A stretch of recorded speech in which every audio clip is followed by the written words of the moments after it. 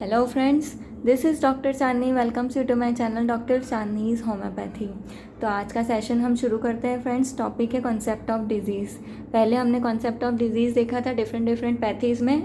अब हम आज के सेशन में समझेंगे कि इस डिजीज़ कॉन्सेप्ट का इवोल्यूशन कैसे हुआ है। तो हम शुरू करेंगे mythological, superstitious, religious view, then natural concept of diseases, concept of aetiology, spiritual concept, Hippocratic concept, Sydenham's concept, Morgagnian era of cellular pathology, era of bacteriology, biological concept of diseases और उसके causative factors में environmental and constitutional factors के साथ disease according to doctor Hahnemann, concept of disease in homoeopathy with its therapeutic implications with the conclusion part. ठीक है friends, तो चलिए शुरू करते हैं मैथोलॉजी, सुपरस्टिशियस और रिलीजियस व्यू के साथ में। जो हम फ्रेंड्स पुरानी दादी नानी के टाइम से सुनते आ रहे हैं, हमारी हिंदू मैथोलॉजी हो चाहे ग्रीक मैथोलॉजी हो, कि डिजीज़ जो है वो किसी भी कर्म का प्रभाव या बुरे कर्म का दुष्प्रभाव जो है वो डिजीज़ मानते थे, जिसमें कि वो किसी की बॉडी में आत्मा का घुस जाना, भूत प्रेत का चढ़ जाना, उसके कारण उसके फंक्शंस डिस्टर्ब होते थे, ऐसा मानते थे। ठीक है फ्रेंड्स, तो इस तरह के एबनॉर्मल चीज़ें जिसमें जादू टोना ये सब भी शामिल था। या ग्रीक पीपल्स जो थे वो मानते थे कि अगर उनके गॉड जुपिटर किसी भी उनके बुरे काम के कारण, बुरे कर्मों के कारण नाराज़ हो गए तो उनका दुष्प्रभाव या उनका इम्पैक्ट किसी भी पर्सन की बॉडी पे पड़ेगा, उसको वो डिजीज़ कंसीडर करते थे। और फ्रेंड्स, ऐसी मान्यताओं के साथ उस वक्त कोई भी थेरापेटिक अप्रोच नहीं था, कोई भी वे ऑफ ट्रीटमेंट उस टाइम तक डिस्कवर नहीं था। छोटे से एग्जाम्पल में हम ये देखते हैं फ्रेंड कि जो डिवाइन मैजिक को वो समझते थे, उसके कारण सिम्टम प्रोड्यूस हो रहे हैं, कोर्स ऑफ डिजीज़ शुरू हो रहा है। वो क्यों हो रहा है? क्योंकि उनकी डिवाइनिटी का विजिटेशन हुआ है उसकी बॉडी में। ठीक है फ्रेंड्स, तो ये था religious concept of disease. Now second is natural concept of disease. तो फ्रेंड्स, हम ये समझते हैं इस कॉन्सेप्ट से कि जो नेचर है उसमें कोई एक पर्टिकुलर स्पेसिफिक कॉज नहीं है कोई भी एक डिजीज़ प्रोड्यूस करने के लिए, और ना ही उसका कोई एक स्पेसिफिक ट्रीटमेंट है फ्रेंड्स। तो इस कॉन्सेप्ट में क्या बताया है कि एक मल्टी फैक्टोरियल ओरिजिनेटेड होती है डिजीज़ प्रोसेस, जिसमें कि बहुत सारे फैक्टर्स रिस्पॉन्सिबल होते हैं, like unnatural habits in living, thinking, sleeping, working, sexual indulgences etcetera. और उसके साथ ही उसके एनवायरमेंटल फैक्टर्स इन्वॉल्व होते हैं, जो कि किसी की भी बॉडी को टॉक्सिक स्टेट में या वीक स्टेट में ले जाने के लिए कैपेबल होते हैं। ठीक है फ्रेंड्स, अब कॉन्सेप्ट ऑफ ईटियोलॉजी हम देखते हैं। कॉन्सेप्ट ऑफ ईटियोलॉजी में फ्रेंड्स ये है कि एक कल्चरल पैटर्न होता है जिससे कि कोई भी डिजीज़ इवॉल्व होता है। जैसे डेवलपमेंटल प्रोसेस होती है जो कि ग्रेजुअली इंक्रीजिंग होती है, या फिर सोसाइटी कल्चर्स होते हैं, जैसे जैसे हम बड़े होते जाते हैं, समझते जाते हैं, और फिर उसके अगेंस्ट में या फिर उसके फेवर में हमारे रिस्पॉन्सेज शुरू होने लग जाते हैं। तो इस तरीके से जो भी ईटियोलॉजी होती है डिजीज़ की, वो हमेशा एवर चेंजिंग होती है बाय द एजेस। अब ये एक इंडिविजुअल की एज के साथ भी है और एक जनरेशन की एज के साथ भी है। जैसे कि हम रिलीजियस एज से अभी आगे पढ़ेंगे, जब सेल्युलर पैथोलॉजी एरा आएगा, जब बैक्टीरियोलॉजिकल एरा आएगा, उसके बाद में जो आज का मॉडर्न कंसेप्ट ऑफ डिजीज़ है वो आएगा। तो इस तरह से एजेस में भी वेरिएबल होती है डिजीज़ की डेफिनेशन, और साथ ही इंडिविजुअल के एजेस में भी अलग अलग एज में अलग अलग तरह से डिजीज़ डिफाइन किया जाता है। ठीक है फ्रेंड्स, तो हम देखते हैं स्पिरिचुअल कॉन्सेप्ट, जिसमें कि जो प्रिमिटिव मैन थे वो स्पिरिट्स पे ज़्यादा बिलीव करते थे, क्योंकि उस वक्त उनको नेचर का कोई नॉलेज नहीं था, और वो हमेशा ये सोचते थे कि वो नेचर के या प्रकृति के गुलाम हैं। जिस तरह से उनसे नेचर एक्ट करवाएगा वो उसी तरह से रिस्पॉन्स करेंगे। अगर उस टाइम पे जो कैलेमिटीज़ रहती थी, क्यों थंडरस्टॉर्म हो गया, लाइटनिंग हो गया, अर्थक्वेक्स हो गया, एक्लिप्सिस हो गए, या फिर सुनामी हो गई, कुछ भी नेचुरल कैलेमिटी हो गई, या एपिडेमिक्स हो गए मे बी, तो ये सारी चीज़ें जिसके अगेंस्ट में उनके पास कोई वे ऑफ ट्रीटमेंट नहीं था इसके लिए। क्योंकि उनके पास इन चीज़ों का नॉलेज नहीं था। ना उनको थंडरस्टॉर्म क्यों होता है उसकी जानकारी थी, ना उनको अर्थक्वेक्स के रीजंस पता थे, ना उनको एक्लिप्सिस के बारे में पता था, और ना ही उनको एपिडेमिक्स की कोई जानकारी थी। तो ये था स्पिरिचुअल कॉन्सेप्ट, जब वो बिलीव करते थे कि वो हमेशा नेचर की मर्सी में जी रहे हैं। ठीक है फ्रेंड, और उस वक्त जो उनका थोड़ा बहुत ड्रग इम्प्लीमेंट करते थे, वो जो भी एडमिनिस्टर करते थे वो भी नेचर से ही लिया हुआ था। जैसे कि कोई एब्रेशन हुआ है उस पर मिट्टी लगा देना, वो तब ये नहीं समझते थे कि इससे बैक्टीरियल इन्फेक्शन भी हो सकता है। या फिर कोई भी जड़ी बूटियों का एप्लीकेशन करना या पत्तियों का रस निकाल के लगा देना। तो ये चीज़ें क्या थी फ्रेंड्स, उस वक्त ये सुपरफिशियल ट्रीट करने का तरीके थे किसी भी तरह के डिजीज़ को। और ये हमको आज के सिस्टम में हम इसको किस तरह से जानते हैं फ्रेंड्स, डॉक्ट्राइन ऑफ सिग्नेचर। अगर हम होम्योपैथी की बात करें तो इसका एक अपना इम्पॉर्टेंट रोल है, लेकिन अब हम इसको नॉलेज के साथ अप्लाई करते हैं।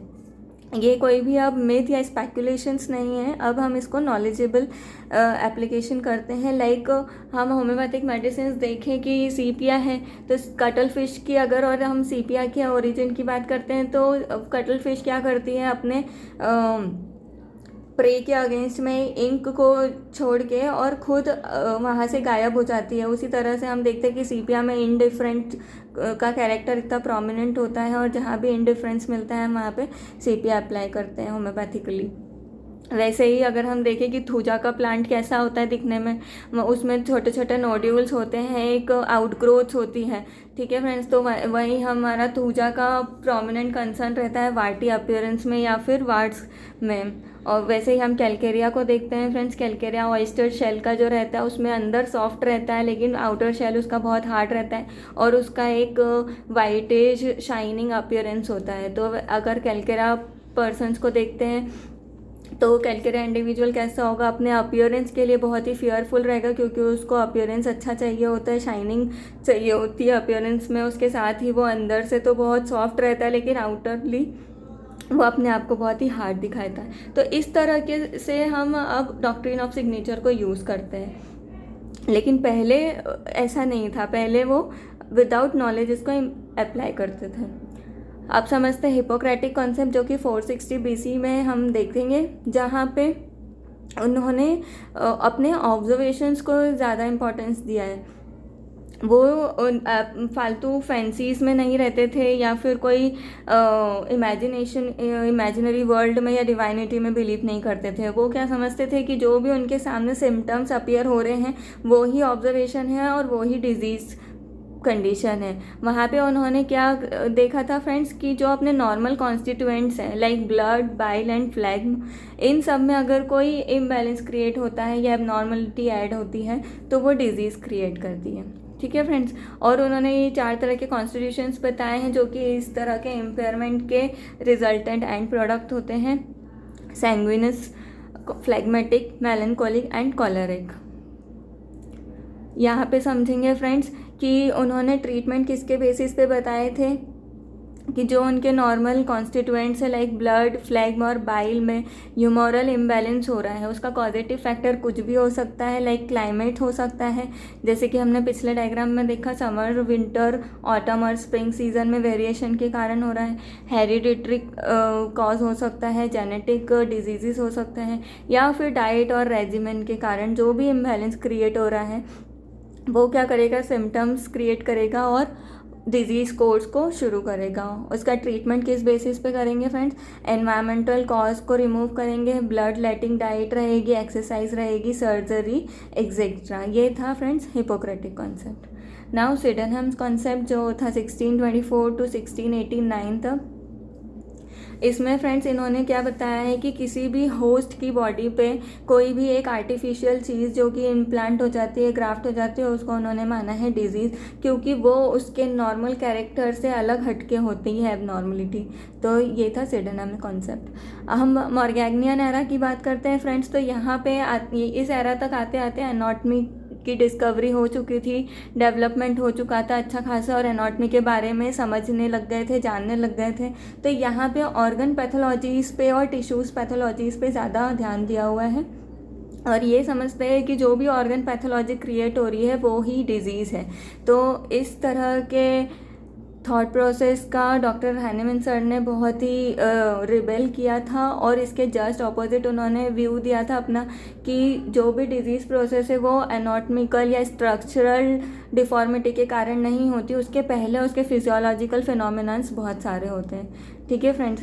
तो यहाँ पे इसके पहले फंक्शनल और फिजियोलॉजिकल फिनोमेना समझना बहुत ज़रूरी है। अब आता है एरा ऑफ सेल्युलर पैथोलॉजी, क्योंकि यहाँ पे माइक्रोस्कोप का एडवेंशन हो चुका था। यहाँ पे स्ट्रक्चरल पैथोलॉजीज और ऑर्गन पैथोलॉजी से हम उसके सिंगल यूनिट सेल तक पहुँच गए थे, और इसमें इन्होंने इस एरा में क्या बोला है कि जो सेल है या स्ट्रक्चरल चेंजेस हो रहे हैं सेल के अंदर, वो रिस्पॉन्सिबल होते हैं डिजीज़ कॉज करने के लिए। ठीक है फ्रेंड्स, तो यहाँ तक हम 3 तक पहुँच चुके थे डिजीज़ ओरिजिनेशन की। या तो पैथोजन क्रिएटेड होता है, या तो होस्ट क्रिएटेड होता है, या फिर एनवायरनमेंट क्रिएटेड होता है।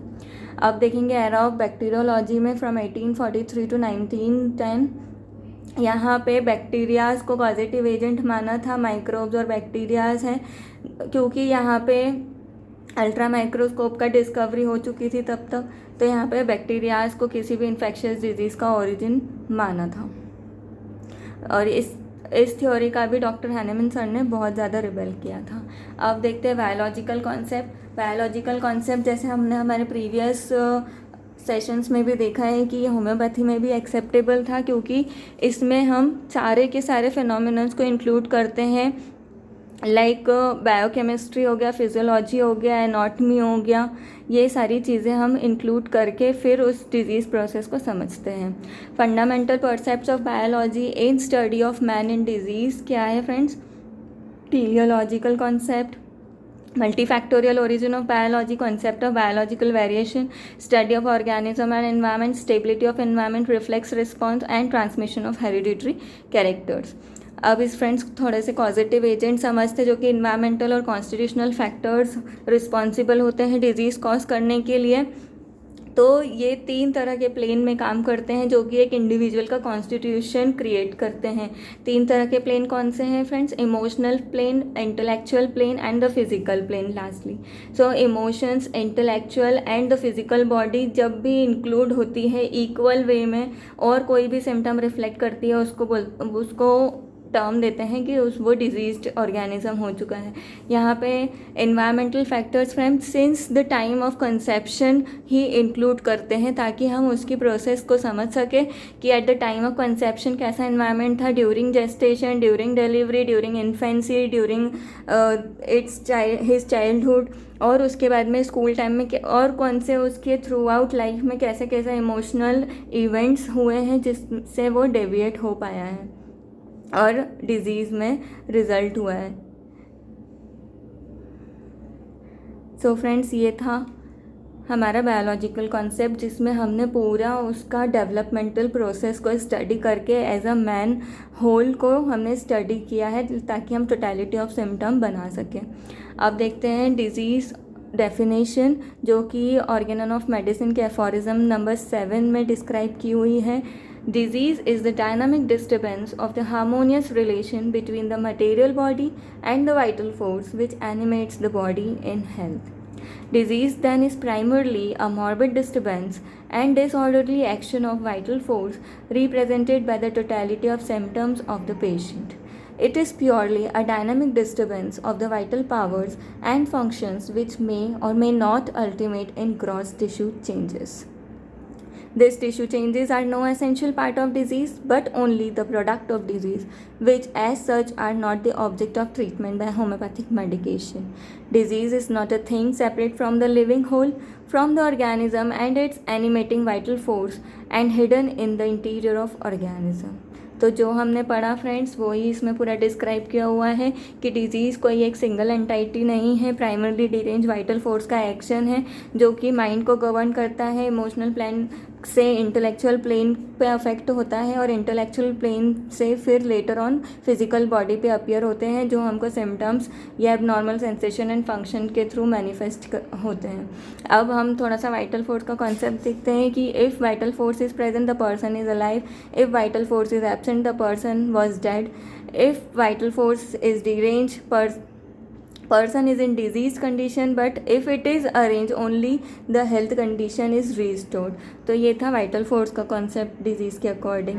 नाउ अब देखेंगे according to doctor Hahnemann disease क्या है। प्राइमरली स्टेट ऑफ हेल्थ से डेविएशन होता है स्टेट ऑफ एबनॉर्मलिटी में, जो कि थ्रू साइंस एंड सिम्टम्स हमको आउटवर्ड रिफ्लेक्शन देता है इंटरनली डिरेंज वाइटल फोर्स का। ठीक है फ्रेंड्स, तो जब वाइटल फोर्स प्राइमरली डिरेंज होके हमको रिफ्लेक्ट करता है साइन एंड सिम्टम्स आउटवर्डली, जिससे हम अपने ऑब्जर्वेशन और परसेप्शन से समझ पाते हैं कि वो डिजीज़ हो चुका है। According to doctor Hahnemann, disease 3 category में डिवाइड किए हुए हैं। First is indisposition, means slight alteration in the health condition, जो कि डाइट एंड रेजिमेंट को करेक्ट करने से भी ठीक हो सकते हैं। सर्जिकल डिजीज़ेज़, जो बिना इंस्ट्रूमेंटल इंटरवेंशन के ठीक नहीं होंगे, लाइक इसमें रोड एक्सीडेंट्स भी इंक्लूड हो जाएंगे। एंड डायनामिक डिजीज़, जो कि बहुत इंपॉर्टेंट रोल प्ले करते हैं होम्योपैथिक कॉन्सेप्ट ऑफ डिजीज़ में, जिसमें कि जो डिस्टर्बेंस होता है वो डायनामिक वाइटल फोर्स का डिस्टर्बेंस होता है थ्रू एनी डायनामिक मॉर्बिफिक एजेंट, जिसको टर्म दिया है miasmatic disease. Now concept of disease देखेंगे होम्योपैथी में friends. Biological concept of disease, जो कि एक्सेप्टेबल था, जो हमने through out since the time of its conception से लेकर उसके पूरे स्कूल टाइम, इन्फेंसी, चाइल्डहुड, सारी चीज़ों को स्टडी करके एक नॉर्मल कॉन्स्टिट्यूशन बिल्डअप हुआ उसका, उसके मैचुरेशन तक जो स्टडी की है, उससे हम बनाते हैं totality of symptom of that individual. ठीक है फ्रेंड, तो हमको सारे पॉजिटिव फैक्टर्स को इक्वल इम्पोर्टेंस देना है, यहाँ पे कॉज एंड इफ़ेक्ट को इक्वल इम्पोर्टेंस देना है हमको, और इन सबको ट्रीट करके जब हम वाइटल फोर्स के इंटीग्रिटी को मेंटेन कर देंगे, फिर से उसको अरेंज कर लेंगे, तभी हमारा मिशन ठीक हो पाए, सक्सेस हो पाएगा। लाइक हमारा पेशेंट ठीक हो पाएगा और हमारा मिशन जो है to restore the sick to health to cure, वो हम सक्सेसफुली अप्लाई कर पाएंगे। हैरिंग्स, डॉक्टर हैरिंग्स थे फ्रेंड्स, उन्होंने क्लिनिकल ऑब्जर्वेशंस के थ्रू हमको बताया कि law of direction of cure क्या होता है और कैसे देख सकते हैं हम जब हम कोई भी होम्योपैथिक मेडिसिन को अप्लाई करते हैं, तो उसके बाद क्या रिफ्लेक्शंस होंगे जिससे हम समझ सकते हैं कि हमारी सिलेक्शन ऑफ रेमेडी सही है या नहीं है।